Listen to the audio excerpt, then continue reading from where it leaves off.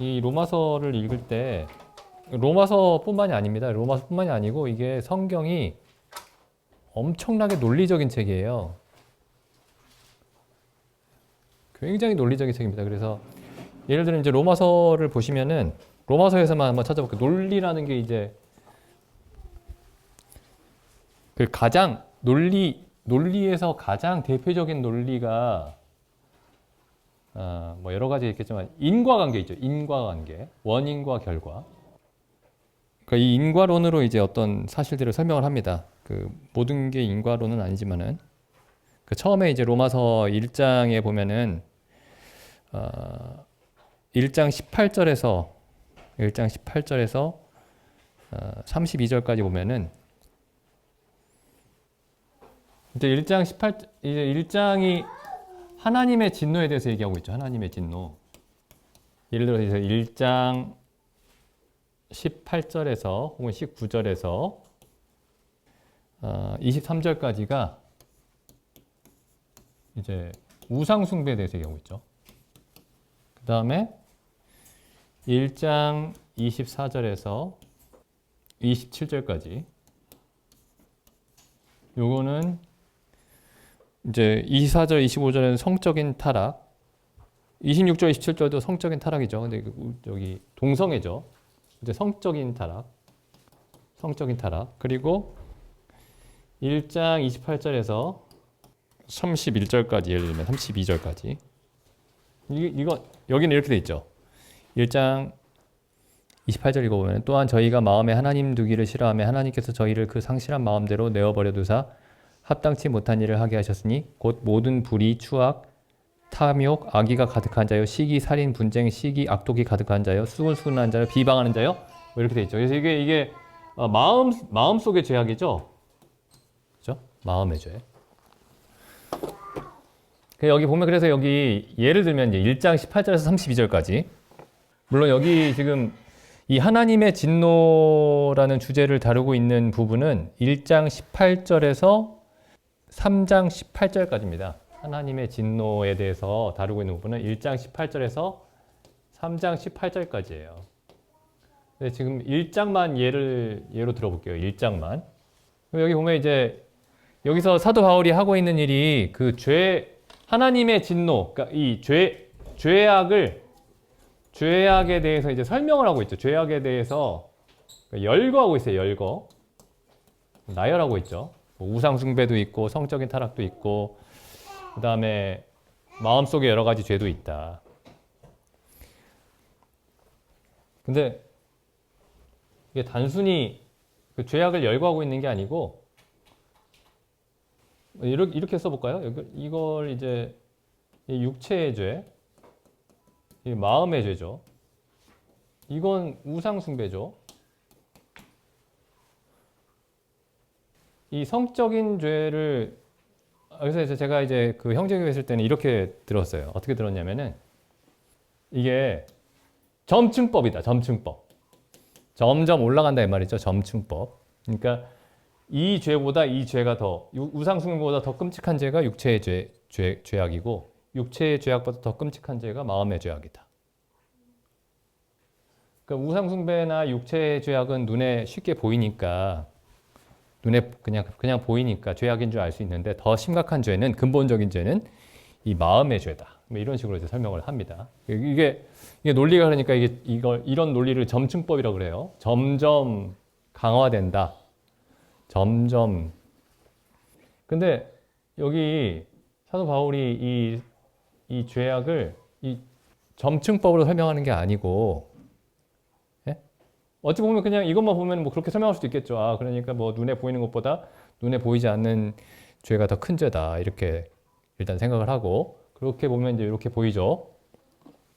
그런 논리로 보이죠. 그런데 사도 바울은 그렇게 설명하고 있지 않아요, 이걸. 저도 옛날에 이거 처음 이 얘기 들을 때 뭐 그런가 보다. 뭐 그럴듯하네 그랬는데 여기 보니까 그렇게 안 되어 있어요. 여기 보시면 뭐라고 되어 있죠?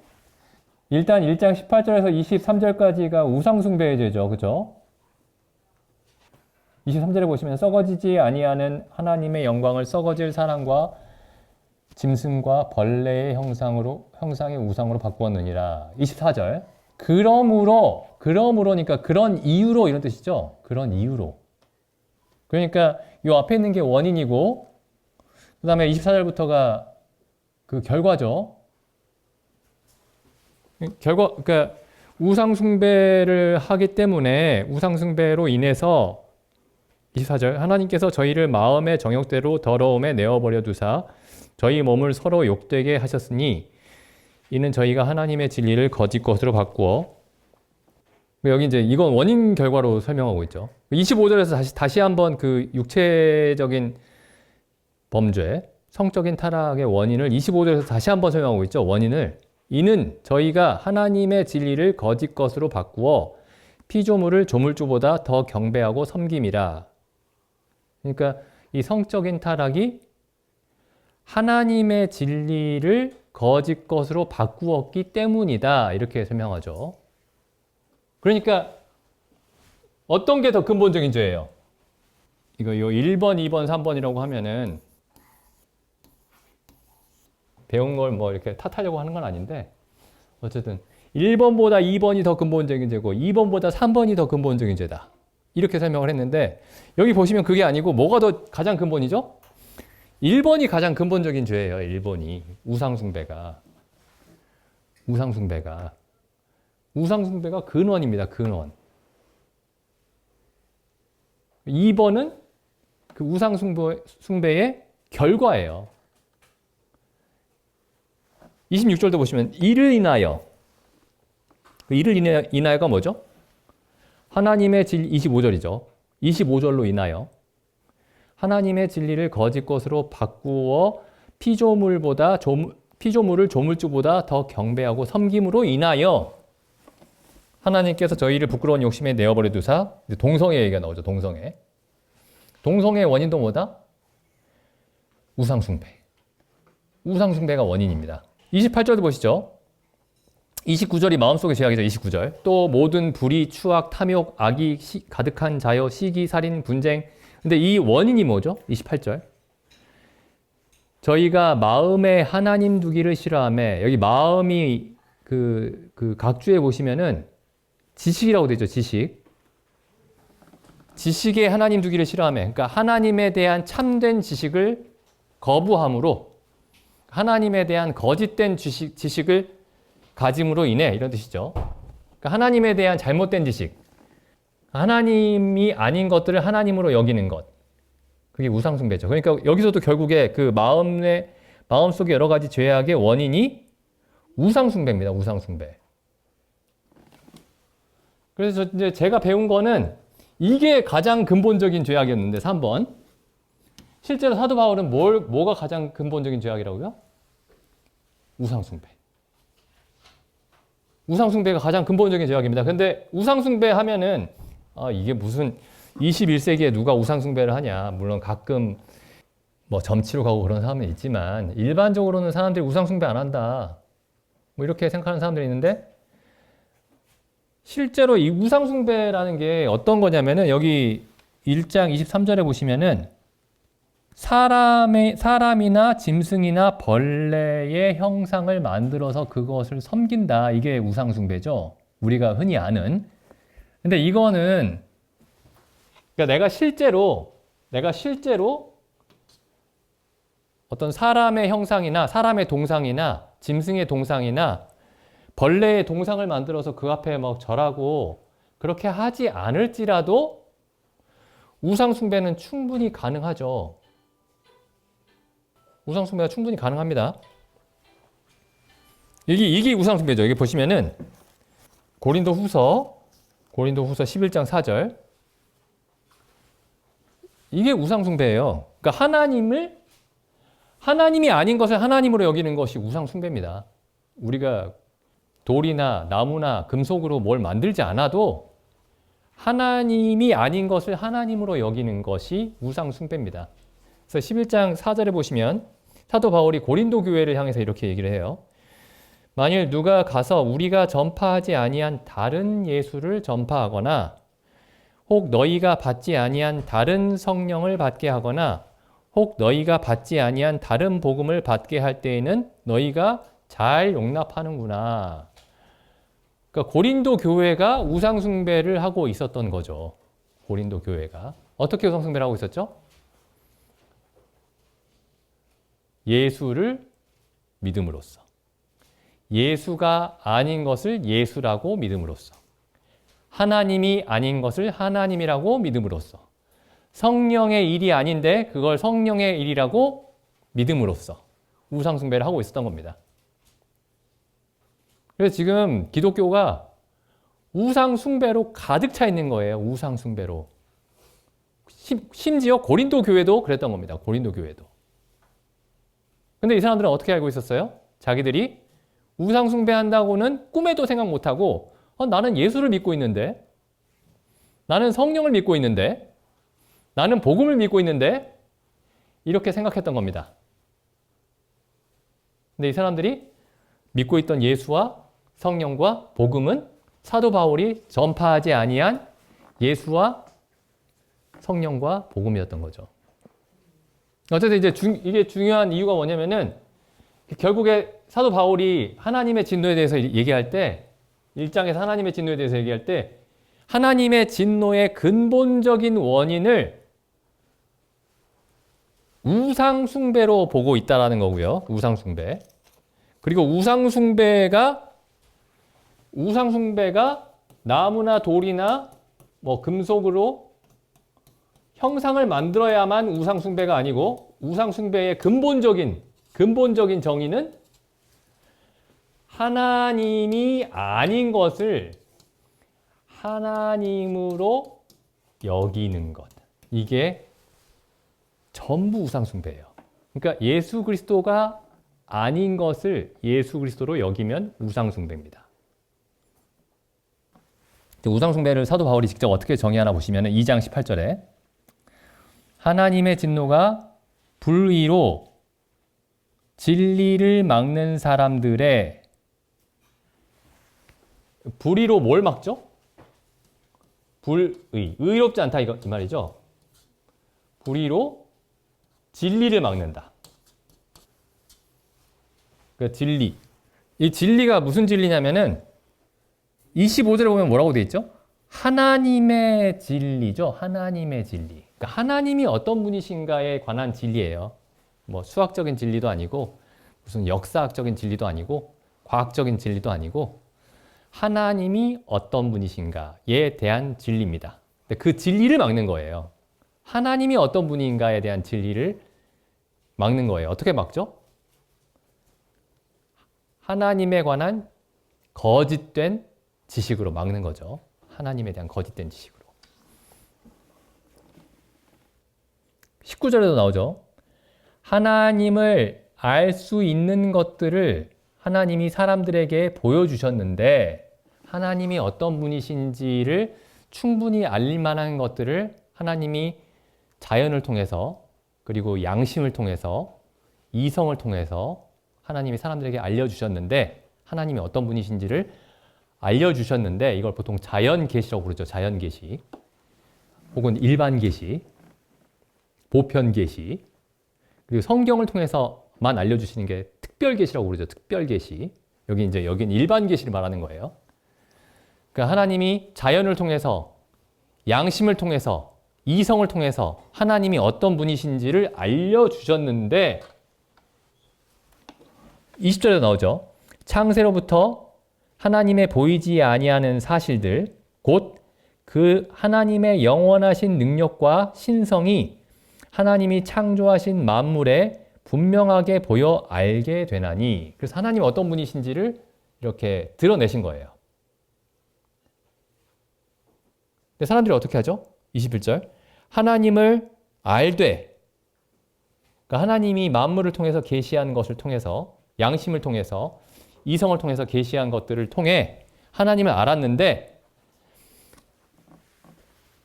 그것만으로도 어떻게 해야 되죠? 하나님께 영광을 돌리고 하나님께 감사해야 되는 겁니다. 하나님께 영광을 돌린다는 말은 무슨 뜻이죠? 하나님께 영광을 돌리고, 하나님을 영화롭게 하고, 영광을 돌리고, 하나님께 감사해야 됩니다. 그러니까 하나님께 감사한다는 말부터 한번 볼게요. 하나님께 감사한다는 말이 무슨 뜻이냐? 내가 가진 것들이 내가 내 노력으로 일구어낸 것이면은 하나님께 감사할 필요가 없죠. 내가 가지고 있는 것들이 뭐 부모님이 주신 것이다. 아니면 내 이웃에서 뭐 준 거다. 그러면은 부모님과 이웃에게 감사해야 되죠.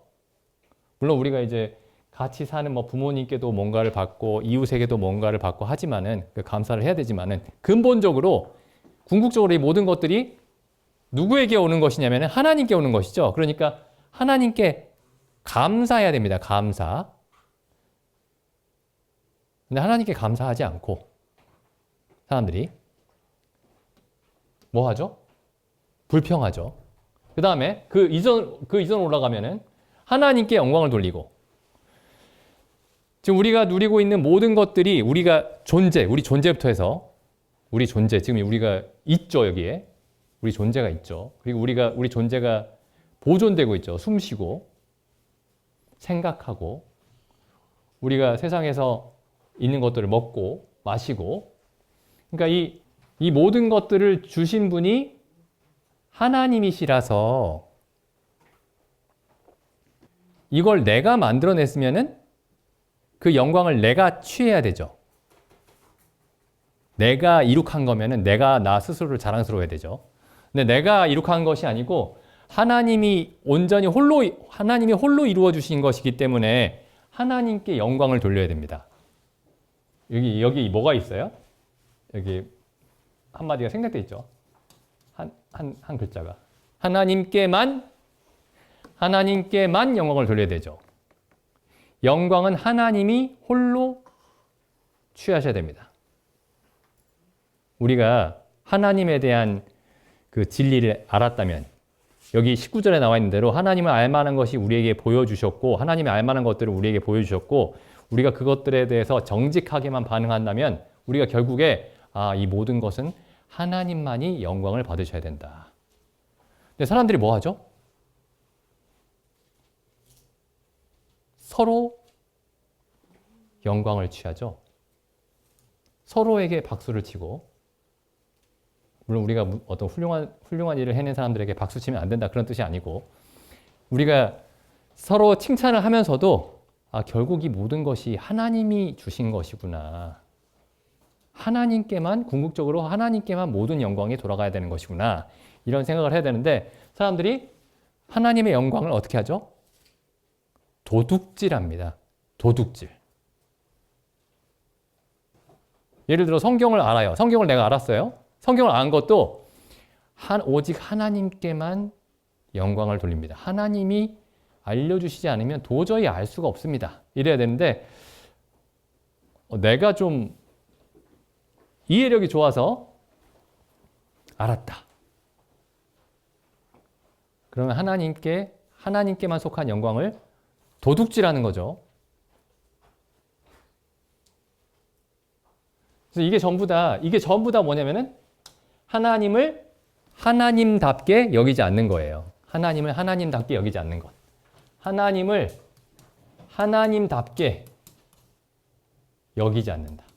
하나님을 하나님답게 대하지 않는다.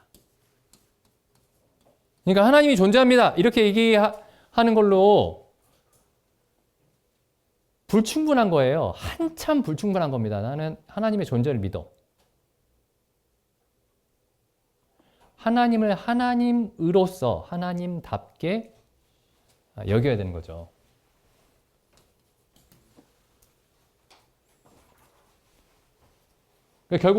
결국에 하나님이 정말 어떤 분이신지에 대해서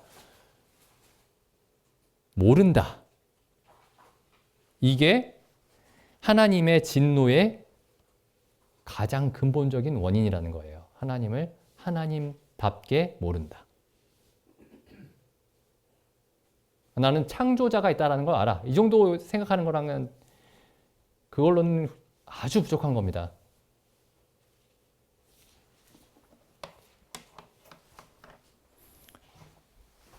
뭐 이게 성경은 아니지만은 그 청교도들이 모여가지고 이제 그 성경의 중요한 진리들을 요약한 게 있죠. 그런 게 이제 여러 개 있는데 뭐 신앙 그런 걸 보통 신조, 뭐 신앙 고백서, 교리문답 이렇게 부르죠. 그 중에 이제 그 웨스트민스터 교리문답이라는 게 있어요. 웨스트민스터 교리문답. 나중에 한번 찾아보시죠. 뭐 인터넷에서 금방 찾을 수 있습니다. 웨스트민스터 교리문답. 웨스트민스터 대교리문답에 보면은 여기 웨스트민스터 대교리문답. 교리문답이라는 그 교리를 질문하고 답을 가르쳐 주는 거죠. 그죠? 그래서 이걸 가지고 이제 옛날에는 청교도들이 이걸 가지고 성경을 가르쳤습니다. 이걸 가지고. 그래서 103번째 질문이 이거예요. 제1계명은 무엇입니까? 제1계명은 답이 이거예요. 제1계명은 너는 나 외에는 다른 신들을 내게 두지 말라입니다. 104번째 질문이 제1계명이 요구하는 의무는 무엇입니까? 제1계명이 요구하는 의무는 무엇입니까? 답은 이거예요. 제1계명이 요구하는 의무는 우리가 하나님을 유일한 참 하나님으로 그리고 우리 하나님으로 알고 인정하며 뭐 이게 나중에 이걸 좀 자세하게 같이 살펴볼 시간이 있으면 좋겠는데 다시 읽어볼게요. 제1계명이 요구하는 의무는 우리가 하나님을 유일한 참 하나님으로 유일한 참 하나님으로 유일한 참 하나님으로 유일한 참 하나님으로 알고 인정하며 뭐 알고만 얘기하면 안 될까요? 알고 또 뭐라고 썼냐면은 인정하며 알고 인정하며 아는 것만으로 부족한가요? 그러니까 아는 거는 그냥 단순히 이론적인 수긍이에요. 수긍. 아, 참 하나님이다. 참 신이다. 인정하는 건 뭐죠? 받아들이는 거죠. 그러니까 이건 이제 객관적인 인정이고 인정하는 건 이제 주관적으로 받아들이는 거예요. 그 다음에 또 뭐라고 되어 있냐면은 우리 하나님을 알고 인정하며 우리가 하나님을 유일한 참 하나님으로 그리고 우리 하나님으로가 빠졌네. 유일한 참 하나님으로 그리고 우리 하나님으로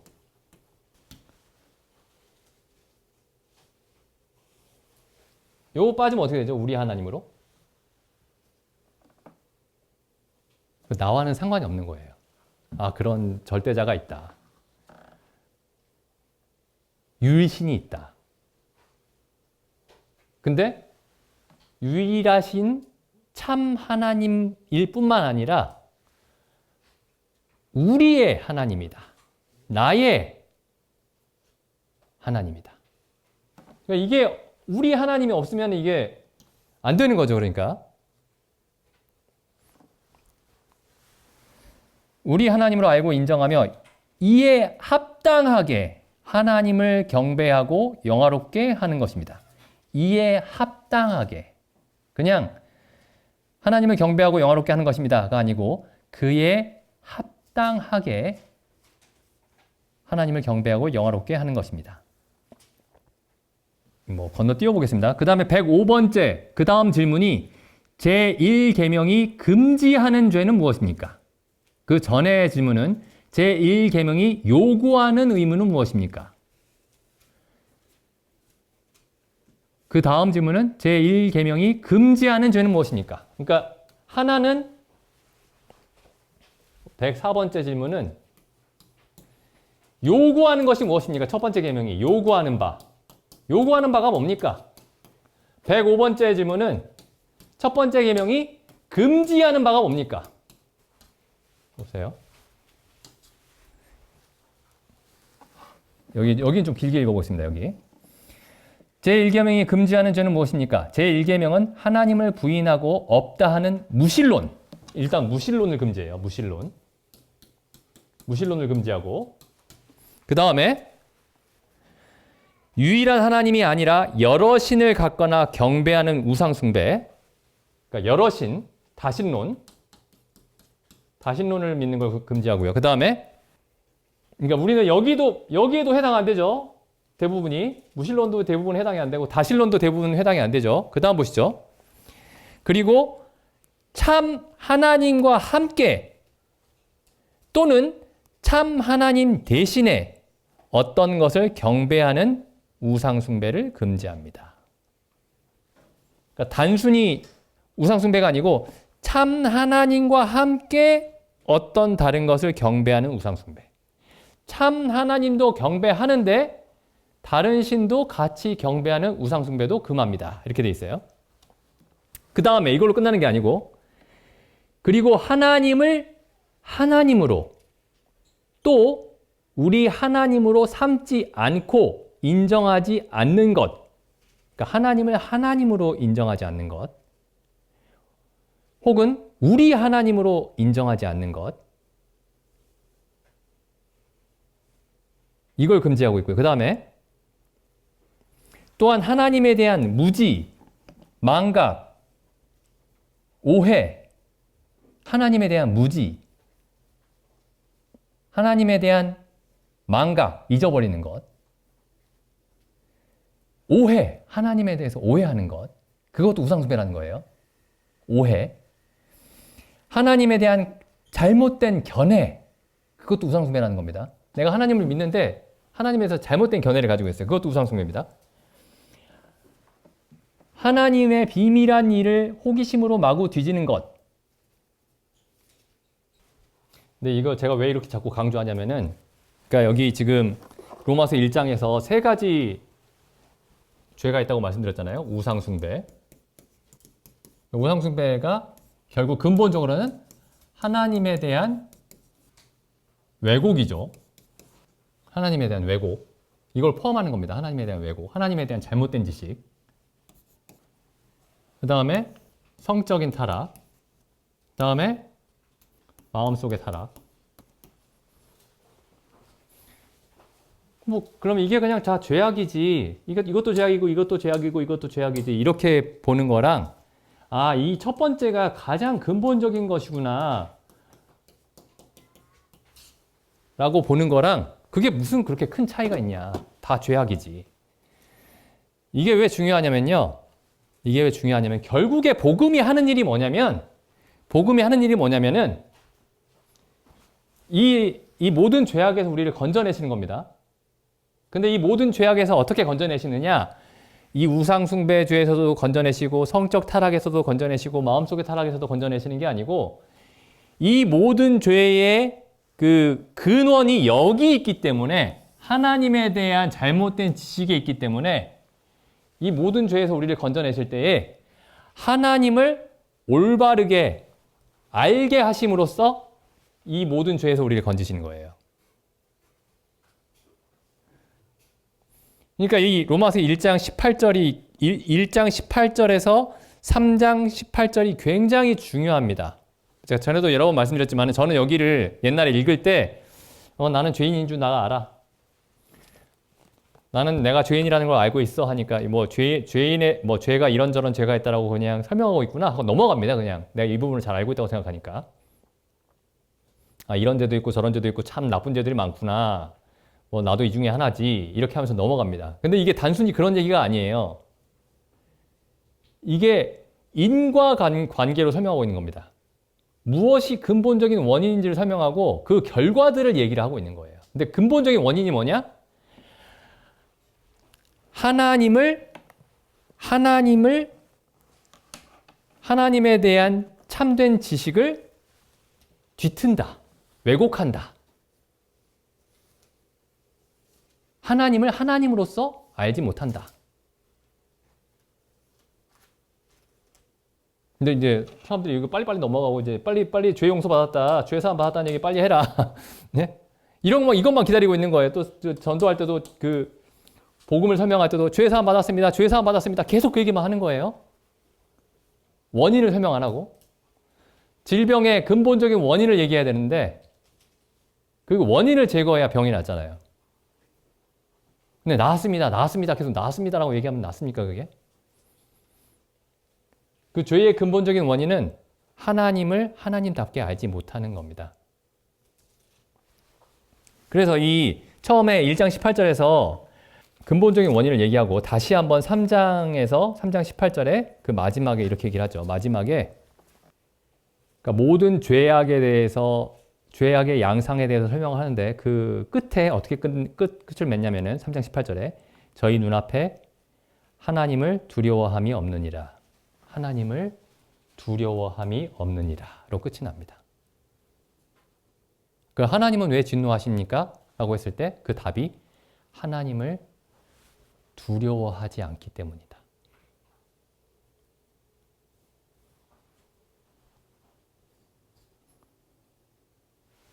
그러니까 하나님이 왜 진노하십니까? 이게 1장 1절에서 1장 18절에서 3장 18절까지를 두 마디로 요약하면 그렇게 되는 거예요. 하나님이 왜 진노하십니까? 하나님을 두려워하지 않기 때문이다. 그럼 이제 이런 질문을 할 수 있죠. 그러니까 죄인인데 죄인이 마땅히 하나님을 두려워해야 되는데 죄인인데도 하나님을 두려워하지 않는다는 얘기죠?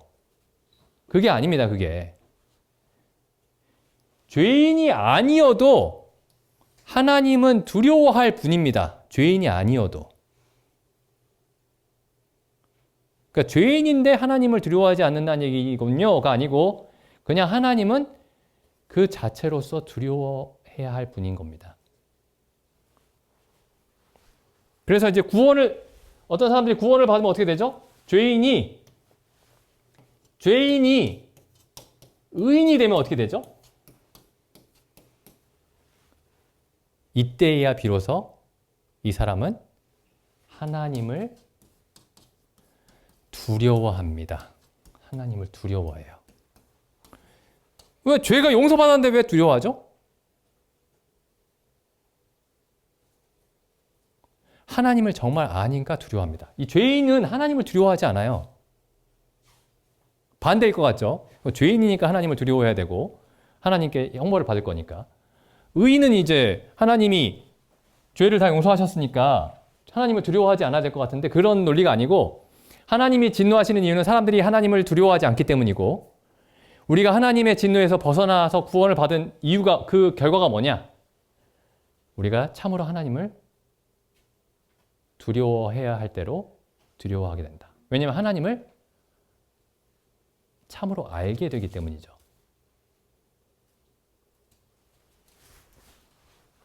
그래서 이런 말씀들이 있는 겁니다. 여기 빌립보서에 보시면은 2장 12절 그러므로 나의 사랑하는 자들아 여기 빌립보 교회 성도들한테 하는 말이죠.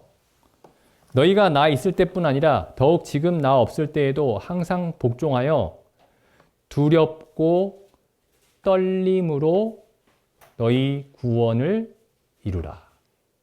사도 바울이 뭐라고 얘기하냐면은 두려워하고 떨어라. 하나님 앞에 두려워하고 떨라. 이렇게 말씀하고 있는 겁니다. 왜? 일을 잘못한 게 많잖아. 그러니까 두려워해야 되고 떨어야 된다. 이렇게 말씀하시는 게 아니고 처음에 어떻게 시작하죠? 나의 사랑하는 자들아. 하나님께 은혜와 사랑을 입은 자들아. 하나님 앞에서 두려워하고 떨라.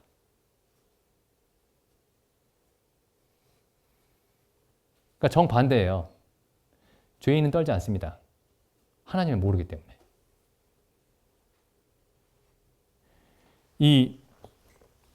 제가 이제 자주 말씀드리는 게 있죠. 이사야 6장. 이사야 6장에 보면은 스랍 천사들이 하나님을 모셔 서 있죠. 여기 이사야 6장 한번 가보겠습니다. 우시야 왕의 죽던 해에 내가 본즉 여기 나는 이제 이사야죠. 선지자 이사야. 내가 본즉 주께서 높이 들린 보좌에 앉으셨는데 그 옷자락은 성전에 가득하였고 스랍들은 모셔 섰는데 각기 6날개가 있어 그 둘로는 그 얼굴을 가리었고 그러니까 천사 6이에요. 스랍 천사들. 하나님을 모시고 서 있습니다. 각기 6날개가 있어 그 둘로는 얼굴을 가리었고 그 둘로는 그 발을 가리었고 그 둘로는 날며 이 천사들이 어떻게 하고 있죠? 이 죄를 알지도 못하는 천사들이 어떻게 하고 있냐면은 하나님 앞에 온 몸을, 사실상 온 몸을 가리고 있습니다. 얼굴과 발을 가리고 있죠.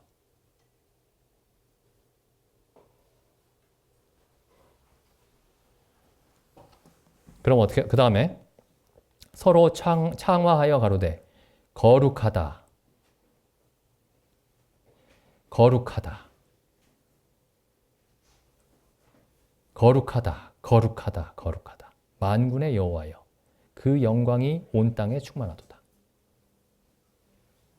이게 하나님을 참으로 아는 존재만이 이렇게 행하는 겁니다. 하나님을 정말 보고 있는 천사든지 사람이든지. 이 천사들이 죄를 졌을까요? 이 천사들은 이 죄를 지은 적이 없어요. 죄를 알지도 못합니다. 죄 지은 게 없는데 왜 이러죠? 하나님을 알기 때문에.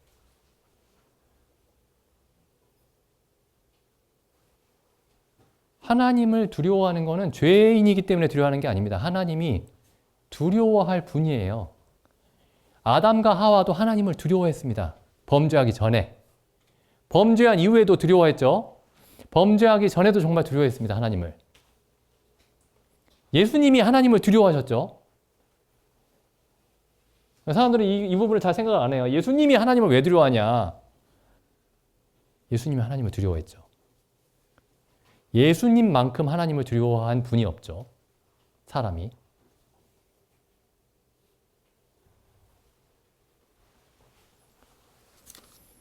그 이사야 11장에 나오죠. 이사야 11장에 보면은 예수님에 대한 예언이 나오죠. 이새의 줄기에서 한 싹이 나며, 이새가 다윗의 아버지죠. 이새의 줄기에서 한 싹이 나며, 그러니까 다윗의 후손으로 오실 분에 대한 얘기입니다. 예수 그리스도죠. 이새의 줄기에서 한 싹이 나며 그 뿌리에서 한 가지가 나서 결실할 것이요. 여호와의 신, 그러니까 성령이시죠. 하나님의 신, 성령, 곧 지혜와 총명의 영이요. 모략과 재능의 영이요. 그러니까 지혜와 능력의 신이라는 거예요. 그 여호와의 신이 지혜와, 한마디로 얘기하면 지혜와 능력의 영이시죠. 여호와의 영이. 지혜와 총명이 지혜의 영, 모략과 재능이 능력의 영. 그래서 고린도전서 1장에서는 그리스도께서 우리의 지혜와 능력이 되신다, 이렇게 얘기하죠. 사도 바울이. 여호와의 영, 성령, 곧 지혜와 총명의 영이요, 모략과 재능의 영이요, 지식과 여호와를 두려워하는 영이 그 위에 강림하시리니. 지혜와 능력의 영이시고 여호와를 경외하는, 경외가 두려워한다죠. 경외하는 영. 여호와를 두려워하는 영.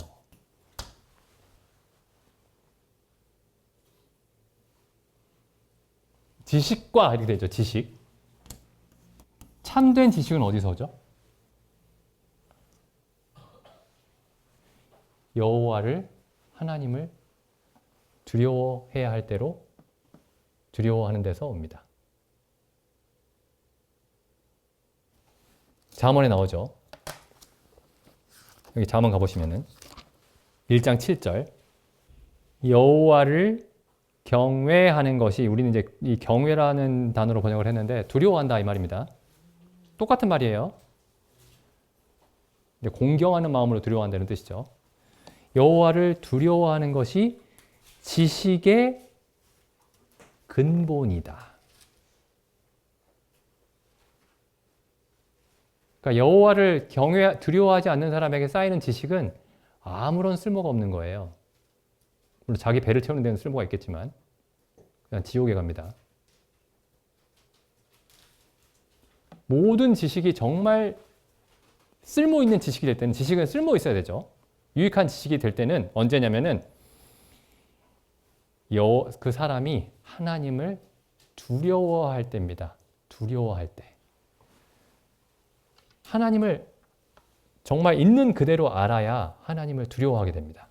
여기 시편 90편에도 보시면 시편 90편 11절 모세의 시죠. 모세의 시편. 모세가 쓴 시편. 시편 90편 11편 보시면 11절 누가 주의 진노의 능력을 알며 누가 주를 두려워하여야 할 때로 주의 진노를 알리까? 누가 주를 마땅히 두려워하여야 할 때로 두려워하겠습니까? 그 다음 뭐라고 얘기하죠? 어떻게 하면 하나님을 두려워할 수 있죠? 12절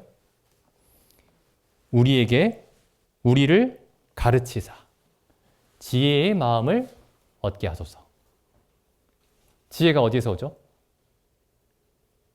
여호와를 두려워하는 데서. 히브리서 가보겠습니다. 히브리서가 영원한 속죄에 대해서 이제 설명을 하고 우리가 이제 영원한 속죄를 얻었다. 영원히 거룩하심을 얻었다. 영원히 온전케 되었다. 이렇게 설명을 하죠. 염소와 황소의 피와 암송아 죄로도 수많은 짐승의 피로도 우리가 속죄를 얻지 못했고 온전함을 얻지 못했는데 예수 그리스도의 피로 영원한 속죄를 얻었고 영원히 온전케 되었고 거룩하게 되었다. 이렇게 얘기를 하죠. 히브리서가. 하나님 앞에 한 점 부끄러움이 없게 되었다. 완벽하게 되었다. 그렇게 얘기하는데 뭐라고 얘기하냐면은 그 얘기를 하고 나서 히브리서 12장 28절 그러므로 우리가 진동하지 못할 나라를 받았은즉 그러니까 우리가 받은 하나님의 나라는 흔들림이 없다. 굳건하다. 이런 뜻입니다. 우리가 은혜로 받은 하나님의 나라는 굳건하다. 영원히 흔들림이 없다. 얼마나 이게 안심이 되는 말씀입니까? 여기. 그러므로 우리가 진동치 못할 나라를 받았은즉 은혜를 받자. 하나님의 은혜를 받아요. 하나님의 은혜를 받으면 어떤 일이 벌어지죠? 두렵던 하나님이 전혀 두렵지 않습니다. 이렇게 되는 게 아니고 어떻게 되죠? 이로 말미암아 경건함과 두려움으로 하나님을 기쁘시게 섬기게 됩니다. 왜냐?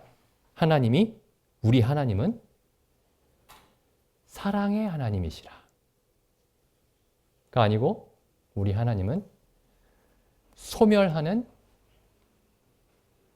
불이심이라.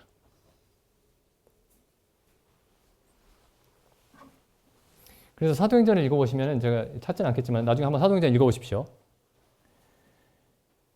사도들을 통해서 하나님의 능력과 영광이 나타날 때마다 사람들의 반응이 어떻게 기록되어 있냐면은 사람들마다 두려워했다. 이렇게 나타납니다. 사람들이 두려워했다. 하나님이 은혜를 베푸시는데 놀라운 기적을 베푸시는데 평생 고칠 수 없는 질병에 빠진 사람을 하나님이 사도들을 통해서 고치시는데 그런 사람들이 어떻게 해야 되죠? 그냥 즐겁고 기뻐하기만 해야 될 것 같은데 두려워합니다.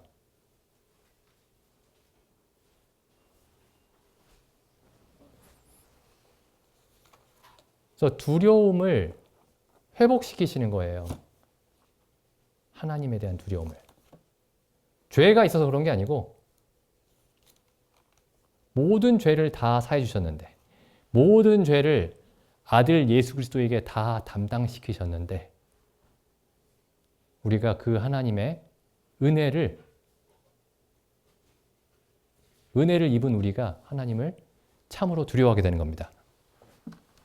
여기 창세기 엊그저께도 이제 이 말씀에 대해서 말씀드렸는데 이 야곱이 도망가다가 잠이 들죠. 형에게서 도망가다가 잠이 드는데 돌베개를 베고 잠이 드는데 꿈을 꾸죠. 28장 창세기 28장에 보면은 이제 베델에서 잠이 듭니다. 베델에서 잠이 들었는데 꿈을 꾸는데 이제 하늘에서 계단이 내려오죠. 사다리가 28장 12절에 꿈에 본즉 사닥다리가 땅 위에 섰는데 그 꼭대기가 하늘에 닿았고 또 본즉 하나님의 천사들이 그 위에 그 사다리 위에 그 계단 위에 오르락내리락하고 또 본즉 여호와께서 그 계단 끝에 서서 가라사대 나는 여호와니 너의 조부 아브라함의 하나님이요 이삭의 하나님이라 너 누운 땅을 내가 너와 내 자손에게 주리니 내 자손이 땅의 티끌같이 되어서 동서남북에 편만할지며 땅의 모든 족속이 너와 내 자손을 인하여 복을 얻으리라. 내가 너와 함께 있어 내가 어디로 가든지 너를 지키며 너를 이끌어 이 땅으로 돌아오게 할지라. 내가 내게 허락한 것을 다 이루기까지 너를 떠나지 아니하리라 하신지라. 이 하나님이 이 야곱에게 하신 말씀을 한번 생각해 보시면은 좋은 말밖에 없어요. 네? 경고도 없습니다. 내가 아브라함과 이삭과 야곱의 너의 하나님인데 아브라함과 이삭에게 약속한 모든 복을 너에게 다 이룰 것이다. 네가 어딜 가든지 내가 너와 함께 할 것이다. 그런 얘기만 하셨는데 야곱이 깬 다음에 뭐라고 하죠? 28장 16절 야곱이 잠이 깨어 가로되 여호와께서 과연 여기 계시거늘 내가 알지 못하였도다. 이에 두려워하여 가로되 두렵도다. 왜 두렵죠? 하나님은 야곱의 죄에 대해서 한마디도 안 하셨는데 내가 항상 너를 지켜주겠다. 이런 말씀밖에 안 하셨는데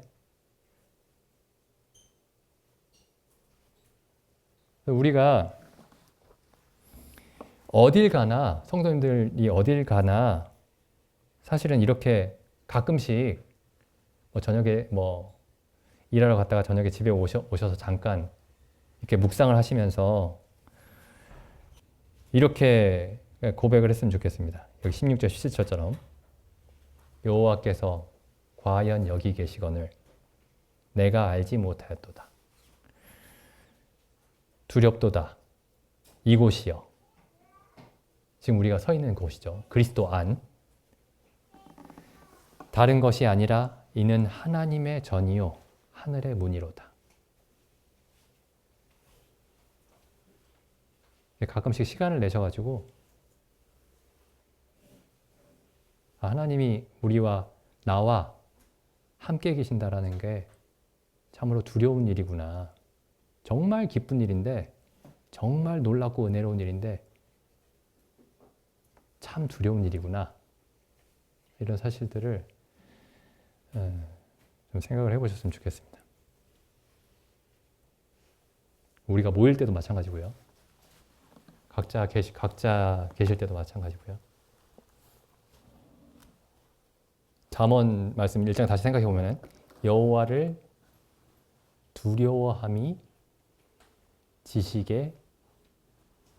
모든 지식의 근본이다. 지식이 뭐죠? 지식이라는 게 거짓 지식도 있지만 성경에 말하는 지식은 참된 지식이죠. 지식이 뭐죠? 사실에 대한 참된 이론을 아는 거죠. 그렇죠? 사실에 대한 참된 이론을 아는 겁니다. 그럼 하나님에 대한 지식은 하나님에 대한 지식이 어떤 것이어야 되냐면은 하나님에 대한 지식을 가질 때 하나님은 지극히 두려우신 하나님이시구나. 그게 하나님을 경외함이 지식의 근본입니다. 근본. 그러니까 죄인이라서 하나님을 두려워하는 게 아니고 하나님은 항상 영원부터 영원까지 마땅히 두려워해야 할 분이죠. 우리가 예수님이 재림하셔서 영원한 나라에 갈지라도 우리는 하나님을 참으로 두려워할 것입니다. 그 두려움을 여기 하나만 더 보죠. 아까 이사야서 읽었던 말씀. 이사야 11장 3절 뭐라고 되어 있죠? 그가 여호와를 두려워함을 뭐라고 되어 있죠? 즐거움으로 삼을 것이다. 사람에게 가장 즐거운 일이 뭘까요? 가장 즐거운 일. 사람의 가장 큰 즐거움이 어디에서 나올까요? 여호와를 두려워하는 데서 나옵니다. 우리가 생각할 때 두려움과 즐거움은 전혀 어울리지 않는 상반된 개념이죠. 근데 성경은 뭐라고 얘기하고 있냐면 여호와를 두려워함이 참된 사람에게 참된 즐거움이다. 이렇게 얘기합니다. 복음을 통해서 우리에게 주시려고 한 즐거움이 이 즐거움입니다. 하나님을 참으로 알므로써 갖게 된 즐거움. 네. 기도드리고 마치겠습니다.